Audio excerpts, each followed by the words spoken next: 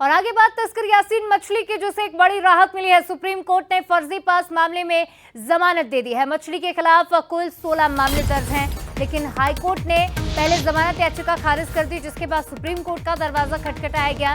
लेकिन supreme court का यह कहना है कि आप पुराने रिकॉर्ड को जमानत रोकने का आधार नहीं बना सकते।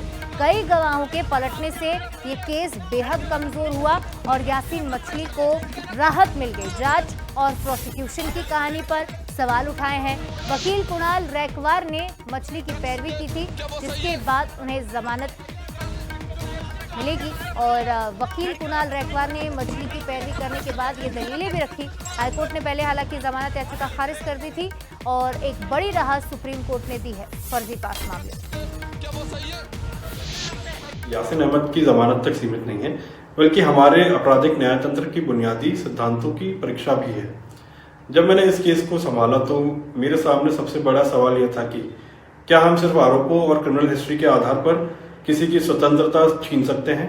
अभियोजन पक्ष ने बार बार यह तर्क दिया कि मेरे मुवक्किल के खिलाफ 16 आपराधिक मामले दर्ज हैं, लेकिन मैंने माननीय सर्वोच्च न्यायालय के सामने यह स्पष्ट किया कि कानून का मूल सिद्धांत यह है कि हर मामला अपने तथ्यों और सबूतों के आधार पर परखा जाना चाहिए, न कि केवल पिछले रिकॉर्ड के आधार पर।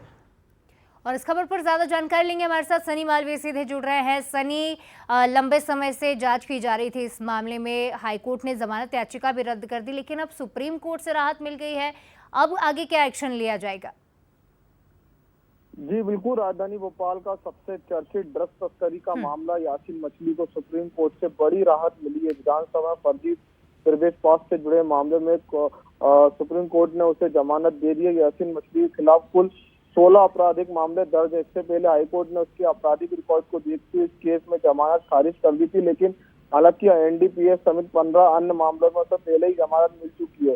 जिस तरह से सुनवाई के दौरान सुप्रीम कोर्ट ने साफ कहा था कि जो सरकार और जिस तरह से पुलिस ने जो है मजबूत साक्ष्य जो है वो कोर्ट में पेश नहीं किए थे, इसलिए कहीं ना कहीं जो है उसको जमानत मिल गई है। सिर्फ पुराना क्रिमिनल रिकॉर्ड जमानत रोकने का आधार नहीं हो सकता। कई गवाह अपने बयान से पलट चुके थे और कहानी विरोधाभास की जांच में प्रक्रिया पर कई सवाल खड़े होते हैं। जिस तरह से आरोपी के खिलाफ कई गंभीर मामले दर्ज है, बाहर आने में गवाह को प्रभावित कर सकता था, इस तरह का सरकार ने पक्ष रखा था। इसके बावजूद सुप्रीम कोर्ट ने स्पष्ट दिए कि सिर्फ आरोपी के आधार पर किसी की आजादी नहीं छीनी जा सकती। इस मामले को लेकर जो कोर्ट में माना है कि सिर्फ पुराने रिकॉर्ड के आधार पर जमानत नहीं रोकी जा सकती। गवाहों के बयान बदलने से जांच विरोधाभास की, इसी के कारण जो है अब यासीन मछली को जमानत सुप्रीम कोर्ट से मिल गई है, बड़ी राहत मिली है। ठीक है सनी, तमाम अपडेट्स के लिए आपका बहुत शुक्रिया।